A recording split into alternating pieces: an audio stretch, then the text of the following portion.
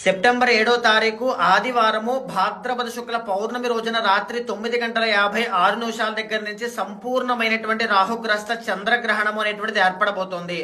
3:30 గంటల సేపు ఉండేటువంటి ఈ చంద్రగ్రహణము 8వ తారీఖు 12 దాటిన తర్వాత 1:56 దాకా ఇది కంటిన్యూ అవుతుంది అని చెప్పచ్చు. ప్రధానంగా సంపూర్ణమైనటువంటి చంద్రగ్రహణం కాబట్టి చాలా విశేషమైన ఫలితాలు ఉంటాయి.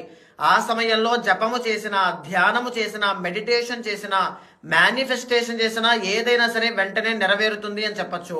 ప్రధానంగా ఈ సంపూర్ణమైనటువంటి చంద్రగ్రహణం వల్ల అన్ని రాశుల మీద విభిన్నమైన ఫలితాలు పడుతున్నాయని చెప్పచ్చు.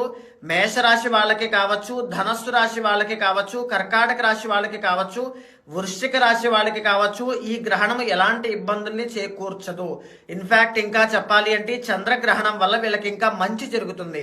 ధనలాభాలు అనేటువంటివి కలుగుతాయి, శుభకార్యాలు అనేటువంటివి జరుగుతాయి, కష్టాల నుంచి బయటకు వచ్చేటువంటి యోగాలన్నీ కూడా వీళ్ళకి కలగబోతున్నాయి అని చెప్పచ్చు. మిగిలిన రాశులైనటువంటి కుంభరాశి కానీ, మీనరాశి కానీ, వృషభ రాశి కానీ, మిథున రాశి కానీ, సింహరాశి కానీ, కన్యా, తుల, మకర రాశి వాళ్ళకి చంద్రగ్రహణ ప్రభావం అనేటువంటిది ఎక్కువగా ఉంటుంది అని చెప్పచ్చు. మిగిలిన రాశులు, ఇప్పుడు నేను చెప్పిన రాశులు వాళ్ళందరూ కూడా 8వ తారీఖు సూర్యోదయం అయిన తర్వాత దగ్గరలో ఉండే శివాలయానికి కానీ, దగ్గరలో ఉండేటువంటి బ్రాహ్మణులకి కానీ నేను చెప్పినటువంటి దానాలు దానంగా ఇవ్వండి.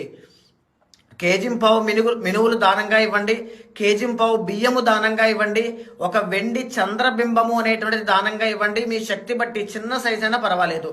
రాగి పాత్ర అనేటువంటిది దానంగా ఇవ్వండి, నల్ల నువ్వులు దానంగా ఇవ్వండి. ఈ దానములు ఇవ్వడం వల్ల ఏ రాశుల వాళ్ళకైతే ఇబ్బంది కలుగుతుందో వాళ్ళకి చంద్రగ్రహణ ప్రభావం అనేటువంటిది ఏమాత్రము ఇబ్బంది చేకూర్చదు.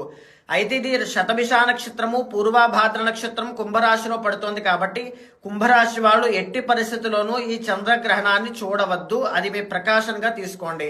అయితే ఈ దానాలు చేసిన తర్వాత ఇంకా శక్తి ఉంటే ఏకాదశ రుద్రాభిషేకం అనేటువంటి శివుడికి జరిపించండి. అద్భుతమైన ఫలితాలు ఉంటాయి.